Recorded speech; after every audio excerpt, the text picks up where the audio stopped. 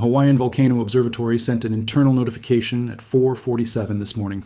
Not a public alert, not a press release, an internal notification. The kind scientists send each other when the data stops being interesting and starts being urgent. The ground beneath Kilauea's summit deflated by 11 microradians in under 90 minutes. Then it stopped. Then it began inflating again, fast. That pattern has a name inside the HVO. They call it a DI event, deflation inflation. And every DI event recorded at Kilauea in the past 2 years has been followed by one thing, every single one. The question being asked inside the HVO right now is not whether this eruption begins, it is which hour.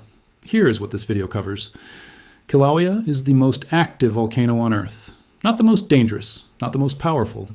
The most active, it has been erupting in some form almost continuously since 1983. But what is happening at the summit right now is not continuous background activity. It is a compressed sequence of overlapping signals that HVO scientists have only seen stack like this immediately before an eruption begins. There is a specific combination of readings, tilt, seismicity, SO2, GPS, that acts as a signature, a pre-eruption fingerprint. The HVO has documented that fingerprint across every eruption episode in the current cycle. They know what it looks like. They are looking at it right now. And here is the detail that no mainstream coverage is explaining. The fingerprint this time is not identical to the previous episodes. It is compressed. The sequence that has taken 48 to 72 hours to develop before is developing in hours. What that compression means, what it says about the energy state of the system beneath. The summit is the thing scientists are working through while this script is being read. Stay with me. Because the next eruption at Kilauea is not a future event being discussed in present tense. It is a present event that has not yet broken the surface. Volcano monitoring is mostly waiting.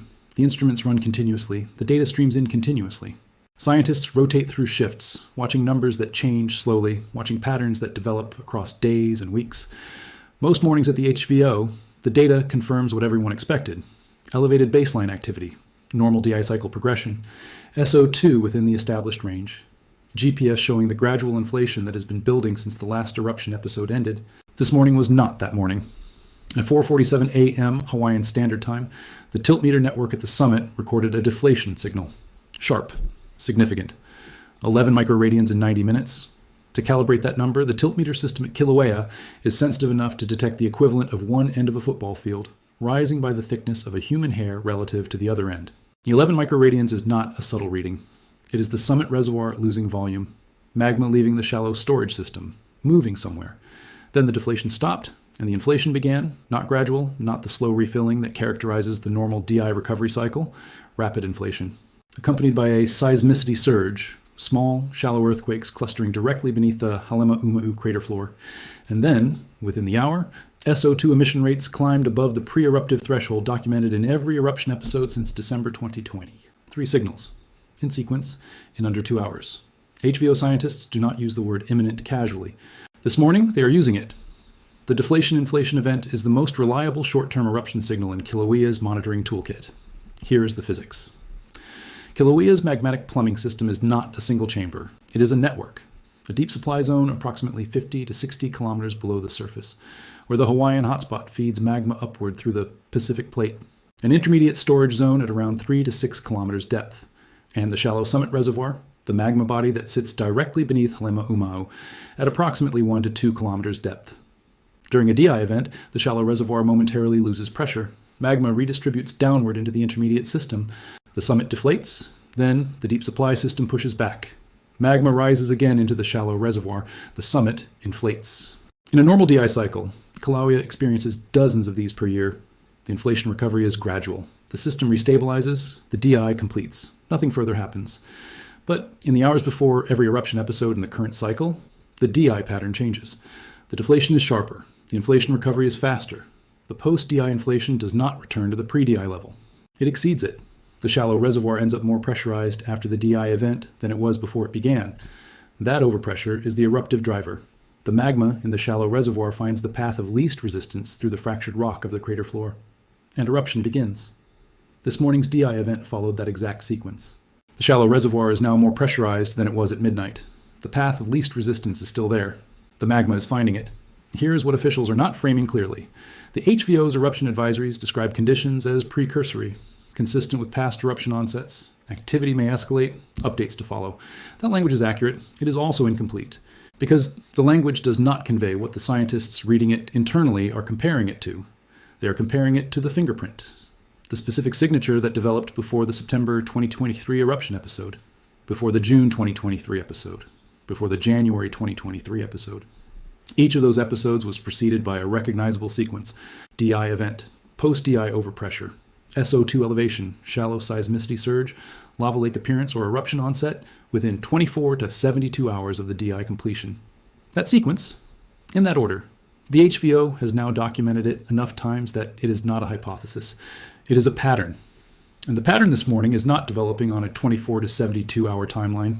The signal compression, the speed at which the DI, the SO2 elevation, and the seismicity surge have converged, is running on a 6 to 12 hour timeline. That compression suggests the shallow reservoir entered this DI event at a higher baseline pressure than it did before previous episodes. It was already close to the threshold. The DI pushed it past it. And now the system is not building toward eruption. It is already in the process of beginning one. The magma is already moving toward the surface. The question is when it arrives, based on the monitoring signature and the established eruption pattern at Kilauea's summit.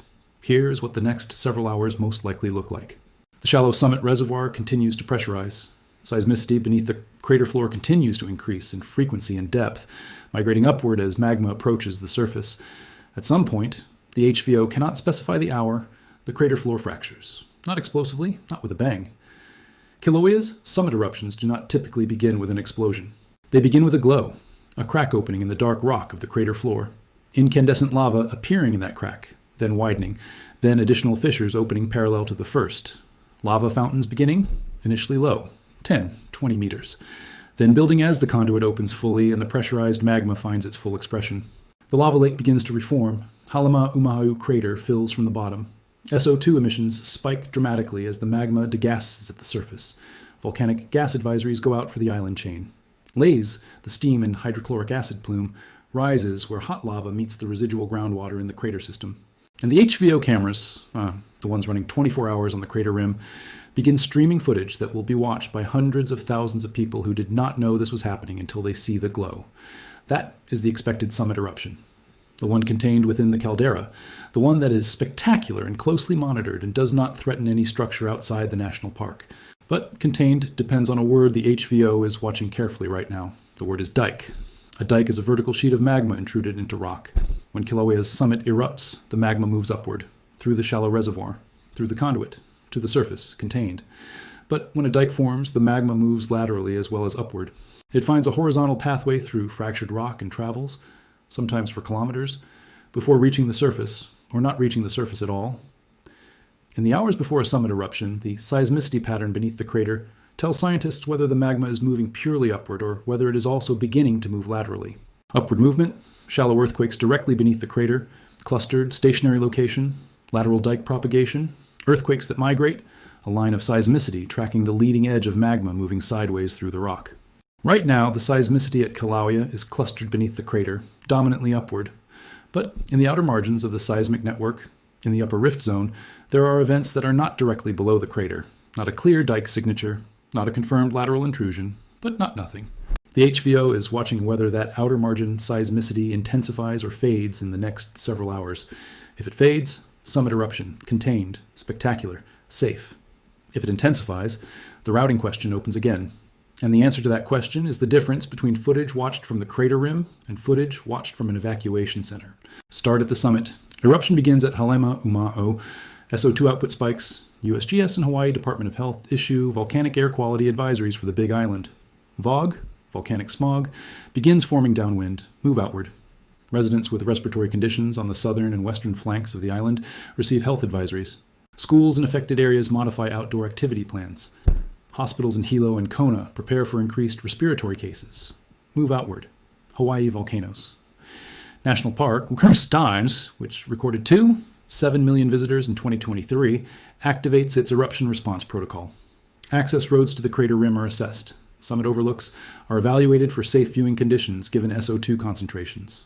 Rangers begin managing the influx of visitors who will drive to the park to witness the eruption, because that is what happens when Kilauea erupts. People drive toward it, not away from it. The eruption is the destination. Move outward further. Hawaii's tourism economy, $10, $9 billion in visitor spending in 2023, responds to Kilauea eruptions in a counterintuitive way. A summit eruption does not suppress tourism, it amplifies it. Airlines from the mainland report demand spikes in the 48 hours following a Kilauea eruption announcement. Hotels in Volcano Village, the community at the park boundary, fill within hours of an eruption onset. Kilauea's eruptions are, for the summit variety, economic events as much as geological ones. The Big Island markets them. Move outward one final time. The USGS Volcano Hazards Program, which monitors all U.S. volcanoes, will shift significant staffing resources to the HVO during an active eruption. Research teams will deploy. Sampling operations will begin. The eruption will be documented with the full instrument capacity of the world's premier volcanic monitoring agency. Because Kilauea's eruptions are not just hazards, they are the best monitored volcanic laboratory on the planet. And the data produced in the next eruption episode will be used to train every model that tries to predict the next one after it. There are 3 ways to read the signal stack building at Kilauea right now. The DI event completes. Post-DI overpressure drives magma upward through the established conduit. Eruption begins at Halemaʻumaʻu, lava fountains within the caldera. No lateral dike propagation, no rift zone involvement. Alert level rises to red during the eruption onset, returns to orange within hours as the eruption stabilizes. Summit eruption continues for days to weeks, consistent with recent episode durations. This is the most probable outcome based on the current seismicity pattern and the recent eruption history. Its significance is real. SO2 hazards, park access changes, aviation advisories, but its footprint is contained. Eruption begins at the summit, as above, but simultaneously a dike propagates into the upper east rift zone. The dike does not reach the surface, no fissure eruption in the upper rift, but the intrusion adds stress to the rift system. Ground deformation in the upper rift becomes measurable. Seismicity along the rift corridor elevates.